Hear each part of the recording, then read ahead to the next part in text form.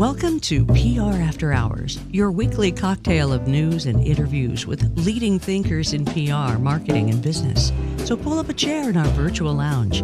Your host, Alex Greenwood, will be right back after this.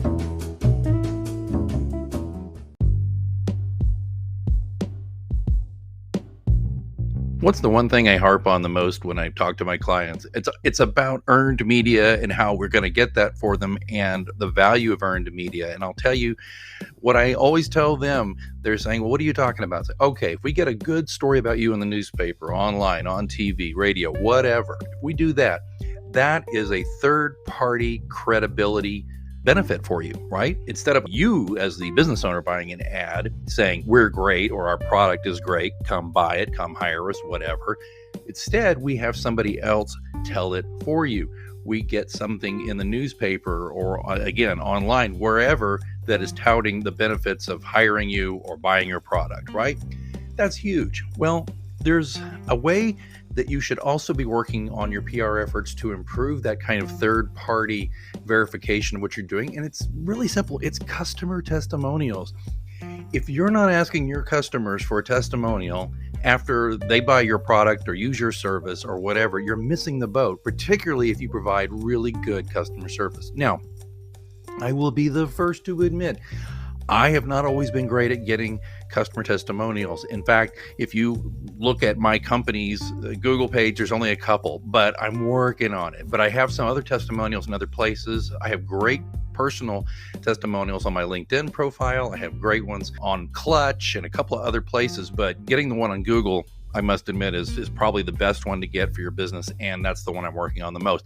The trick is that a lot of people just aren't comfortable writing them. Okay, but let's talk about 7 secrets to powerful customer testimonials. Andrew Hines wrote this years ago. I think it's still really great, and he gives some really good tips on writing effective testimonials, because he says all testimonials are not created equal, right? So he offers these tips. First of all, he says, write them yourself. And this goes right into what I was just saying. People are uncomfortable writing these, or they don't know how to write them. It's the same problem I run into with my novels and my book, across the board, fiction and nonfiction. People say, oh, I love your book. And I say, well, would you please write that on Amazon? And then people freeze up because not everybody, one, is a natural writer. Two, they may not know how to do it because there's a little bit of a process. It's not that hard these days. It used to be a lot harder. Or they just feel like they're going to look stupid because they don't have the words for it. So maybe if you write it yourself and just say, look, I'll write up a thing and you can edit it yourself. And if you approve it, then you can post it. How's that? And if it's not where they're going to post it on Google for you, maybe they're so busy they won't even do that.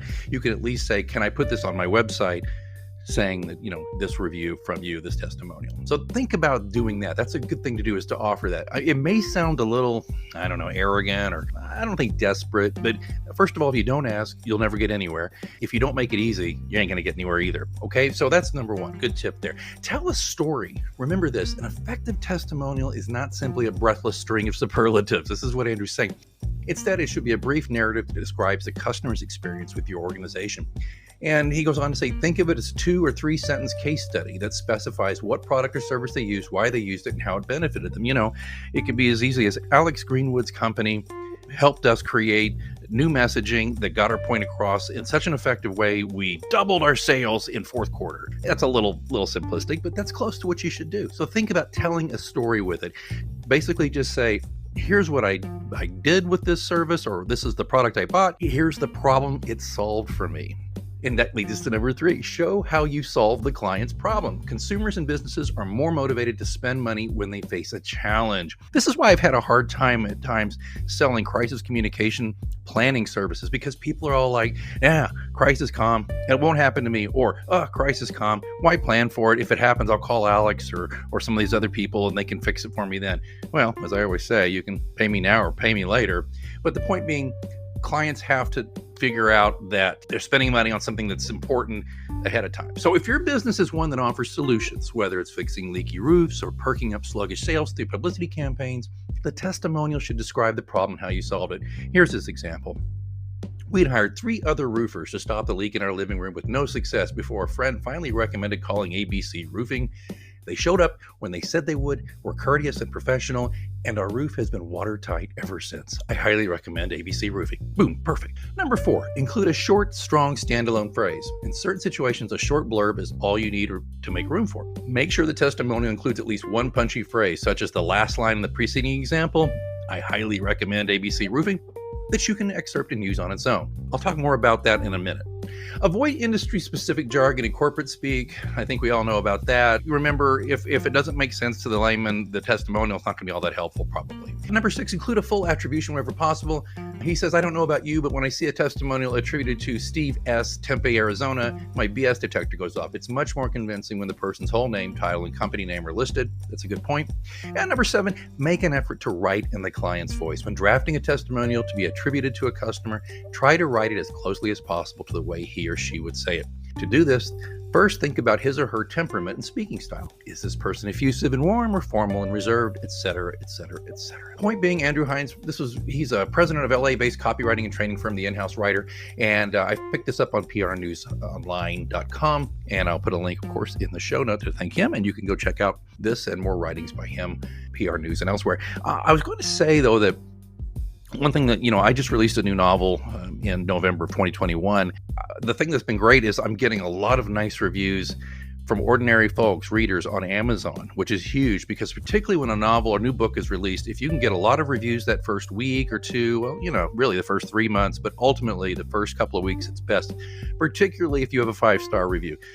4-star review may be more realistic, but sometimes getting a 4-star review in the first week can kind of hinder the rating of the book because you get about 4 or 5 5-star reviews and then 1 4-star review, and all of a sudden a 5-star average for the book is down to 4.5, which can make it look a little bad. I don't really care that much about that, but it's something to think about. If you're going to do a favor for somebody and give them a starred review on Amazon, you might think about that, your timing of it if you can't give them a 5-star. The other thing, though, is when we talk about excerpting the best parts reviews. I had Kirkus Reviews, which is the gold standard of book reviewing, give a very nice review, but it's a lengthy review. It won't fit all, in a social media post. And there's parts of the review that aren't as complimentary as others. It's a good review, don't get me wrong. Pick that part that's best out of there, and it will help you tell your story better, right? Again, remember, testimonials are an effective way to have other people give you credibility. So please, if you're not asking your clients, if you're not asking your readers, and if you're not asking your podcast listeners, hello, to review your work, your services, your products, your show, you're going to be missing out on some great ways to build better credibility, increase brand awareness, and eventually succeed in your goals. Which reminds me, if you like PR After Hours, I hope you will please consider leaving a review, particularly on Apple Podcasts, if you could. It's easy to leave a starred review. You don't even have to write anything, although I'd really prefer it if you could, while you're in there leaving that starred review, which you can do right from your Amazon app on your phone, just say, hey, Alex has some fun, easy to understand tips. He interviews great guests, and I learned a lot. Or I put some of these tips from PR After Hours to good use, and it's helped me in my business, or it's helped me be a better PR person. Whatever you want to do. See, look at me going right in your review for you. Think it over. Find those secrets of powerful customer testimonials. Be sure to take care of the people who take care of you, and we'll talk to you next time.